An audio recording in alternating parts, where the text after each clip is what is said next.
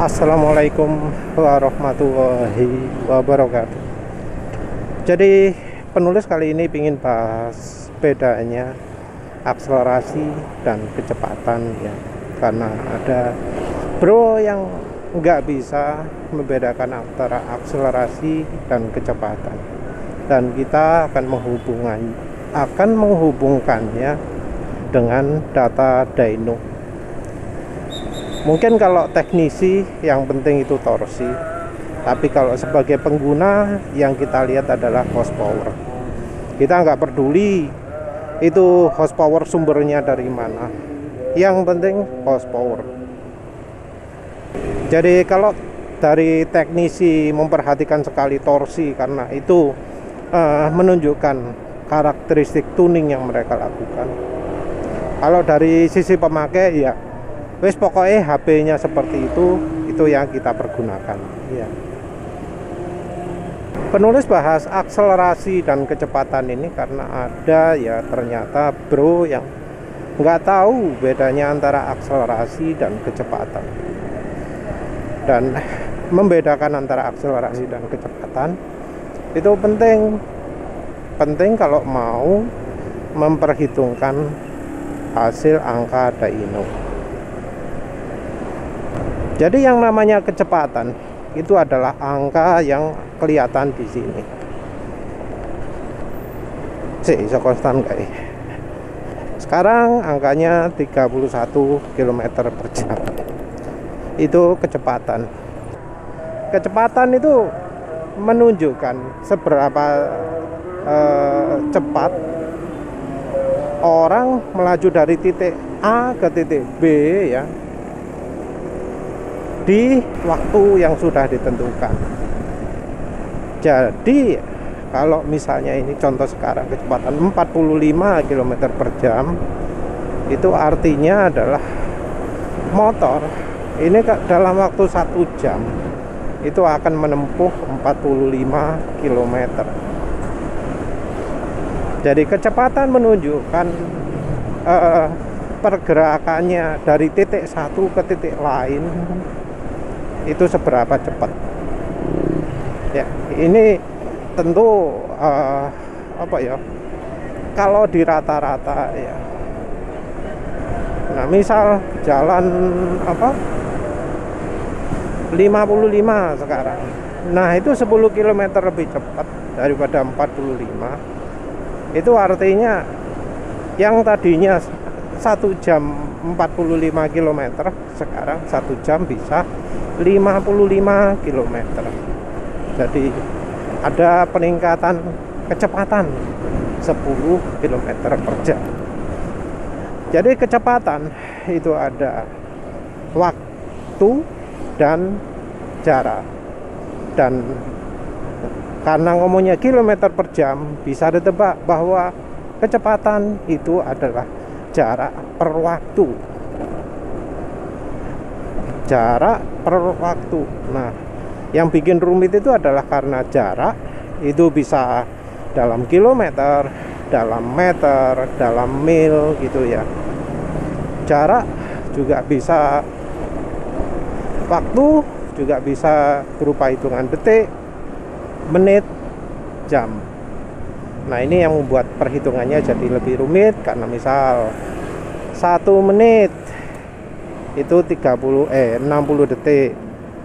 1 jam itu 60 menit atau 3600 detik.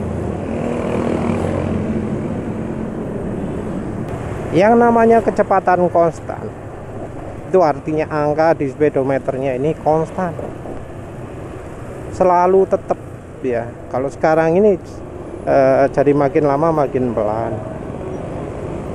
Ini makin lama makin pelan. Kalau proses sebaliknya, kecepatan makin lama makin meningkat. Nah, kecepatan ini menunjukkan angka yang biasanya konstan. Jadi kalau ada yang ngomong, oh sekarang sedang jalan kecepatan 100 km per jam, pada saat itu angka di speedometernya 100 km per jam. Untuk kecepatan untuk Indonesia kita pakai satuan kilometer per jam, atau kalau di speedometer ini km/h ya. Nah, kemudian ada proses percepatan atau perlambatan. Ketika kecepatan berubah dari ya angka 23 turun 21, 18, 17, 16, 15, itu namanya perlambatan. Jadi ketika kecepatan berubah makin lama makin kecil, itu namanya perlambatan. Terus kemudian sebaliknya, kalau angkanya itu makin lama makin besar, itu namanya percepatan. Atau kalau di dunia otomotif lebih sering disebut akselerasi ya. Akselerasi itu adalah percepatan atau perubahan kecepatan dari angka rendah menuju angka tinggi. Kecepatannya makin lama makin kencang. Kalau sudah percepatan gitu, orang tidak ngomong oh dari A ke B percepatannya berapa, enggak ya. Karena percepatan itu seringnya sesuatu yang sementara. Sementara itu kecepatan itu seringnya sesuatu yang tetap. Akselerasi merupakan angka yang penting ya untuk mengetahui performa kendaraan, entah itu mobil atau motor. Yang namanya kemampuan kendaraan salah satunya diukur dari akselerasinya. Dan kita nggak cuma ngomong akselerasi dari 0 sampai 100 saja, tapi juga di tiap kecepatan ya. Jadi misal dari sekarang kecepatan 47 gitu ya, nah terus jadi 55 tadi itu merupakan angka yang penting juga. Jadi nggak mulai dari 0 sampai 100 saja, tapi juga di tiap-tiap kecepatan itu penting ya. Jadi kan namanya percepatan itu adalah perubahan kecepatan menjadi lebih kencang ya, menjadi lebih tinggi kecepatannya. Akselerasi merupakan perpindahan kecepatan makin lama makin cepat. Akselerasi penting karena ya orang butuh lebih cepat, butuh merubah kecepatan biar lebih kencang. Nah, akselerasi ini ditentukan oleh berapa tenaganya motor atau mobil. Jadi kita ngomong dari sisi pengguna ya, kita nggak ngomong dari sisi mekanik. Menurut penulis dari sisi pengguna, tenaga itu yang paling penting. Cuma mungkin orang itu salah ya. Orang itu menilai tenaga itu cuma dari maksimalnya, padahal ya contoh maksimal di misal 8000 rpm sekian HP gitu ya. Nah, yang jadi masalah adalah kendaraan, baik itu mobil atau motor, saat akselerasi mulainya tidak selalu dari RPM misalnya 8000, 8500, tapi di semua rentang RPM. Nah, mesin dyno dipergunakan untuk mengetahui berapa sih tenaga di misal RPM sekian, misal di kecepatan sekian. Itu maksudnya apa? Maksudnya ya kalau misal di RPM 3000 itu tenaganya gede, maka saat kita mulai akselerasi di RPM 3000, maka perubahan kecepatan akan sangat tinggi sesuai dengan tenaganya berapa. Makin tinggi tenaga di 3000 rpm, makin cepat akselerasi di 3000 rpm. Begitu juga kalau kita ngukurnya berdasarkan kecepatan ya. Sumbu X nya kecepatan, sumbu Y nya tenaga dan torsi. Misal power maksimal ada di kecepatan 40, maka perubahan angka kecepatan itu akan lebih banyak terjadi di kecepatan 40. Jadi kita itu sebenarnya sudah bisa lihat ya, sudah bisa mengira-ngira ya tenaga motor ini kuat apa enggak. Dengan berat bobot sekian gitu ya, kita lihat perubahan angkanya ini. Kalau perubahan angkanya lambat, ya tenaganya kecil. Perubahan angkanya cepat, ya tenaganya besar. Gampangannya kayak gitu. Ya secara realnya ya bisa kita lihat ya, sama-sama jalan kecepatan 40, terus sama-sama gaspol. Motor yang tenaganya paling gede di kecepatan tersebut ya bakal akselerasi lebih cepat, langsung maknyuk meninggalkan yang tenaganya lebih kecil. Jadi hubungannya tenaga dan akselerasi seperti itu. Mungkin ada yang ngomong tenaga itu mempengaruhi torque-nya, itu benar juga, tapi itu hubungannya dengan hambatan angin. Jadi pada saat jalan kecepatan tinggi, yang bisa menghambat itu tidak hanya bobotnya motor, beratnya motor, tapi juga hambatan angin. Nah, hambatan angin ini makin kencang, makin tinggi. Jadi untuk kendaraan yang butuh bisa jalan di kecepatan tinggi, itu butuh tenaga yang besar yang bisa mengalahkan angin tersebut. Ya tentu hambatan angin ini bisa dikurangi dengan misal mengurangi hambatan anginnya. Bentuk kendaraannya dibuat streamline, dibuat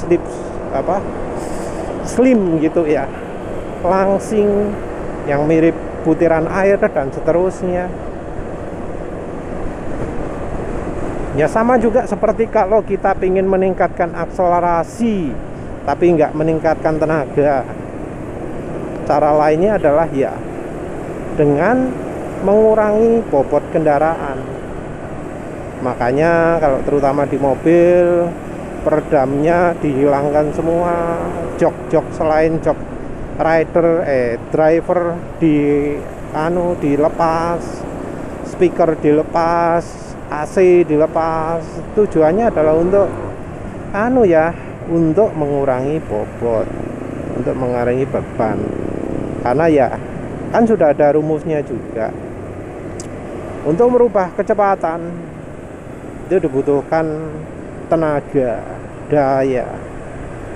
Dan daya untuk merubah kecepatan itu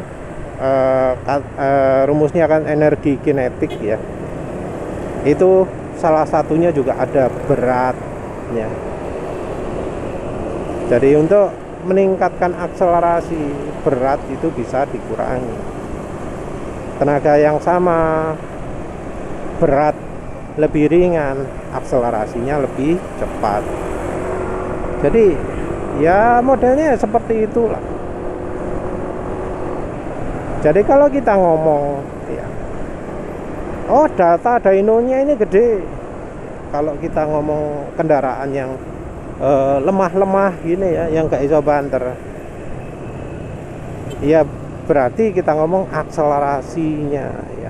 Oh, motor ini banter, ini pasti akselerasinya. Dan tentu kita nggak ngomong cuma 0 saja, tapi juga berbagai kecepatan. Tapi ya karena kita biasanya cuma di sharing maksimal, ya kita cuma bisa kira-kira. Yang bikin repot itu adalah kalau grafik dynonya menclek, apa misalnya nggak imbang, nggak balance. Jadi tenaga di RPM rendah misalnya kecil, di RPM tinggi misalnya besar. Nah padahal untuk misalnya motor matic, akselerasi RPM bawah juga penting. Jadinya orang kan cuma lihat maksimalnya, wah ini punya saya motornya 20 HP, udah dimodif kuat. Tapi ketika dipakai tarik-tarikan pasar senggol kalah. Kenapa? Ya karena tenaganya semuanya diarahkan ke RPM tinggi semua, ke kecepatan tinggi semua. Jadi ya kalau jalannya di atas 100 bisa sampai 150, 160 top. Tapi ketika dia adu di jalan pasar senggol, di kecepatan maksimalnya 60 tarik-tarikan kalah total. Ya bisa terjadi seperti itu ya. Tapi ya intinya yang ada di dyno itu adalah akselerasi ya. Pengaruhnya ke akselerasi. Untuk mempertahankan kecepatan ya ini ya misalnya stasioner itu nggak butuh tenaga banyak. Dan ini juga bisa terlihat dari indikasi mileage ya, yang sebelah kanan, bar sebelah kanan bisa kelihatan irit. Cuma kalau akselerasi turun ya, karena pemakaian bahan bakar banyak, konsumsi bahan bakar jadi banyak. Nah ketika kita jalan konstan, bar yang sebelah kanan itu berada di titik yang tinggi. Kenapa? Karena untuk jalan konstan tenaga yang dibutuhkan sedikit. Bahkan ada beberapa kendaraan yang sampai silindernya dimatikan ya, biar ngirit, karena pada saat jalan stasioner ini tidak butuh tenaga besar, cuma butuh untuk menjaga kecepatan saja sama melawan angin misalnya ya, sama melawan semua resisten, misalnya rolling resisten, ya hambatan roda ya, bearingnya roda, bearingnya mesin, transmisi ya. Tapi intinya tenaganya jauh lebih kecil lah daripada kalau misalnya akselerasi ini. Ini jadi 1 bar. Kenapa? Karena tenaga yang dibutuhkan lebih banyak.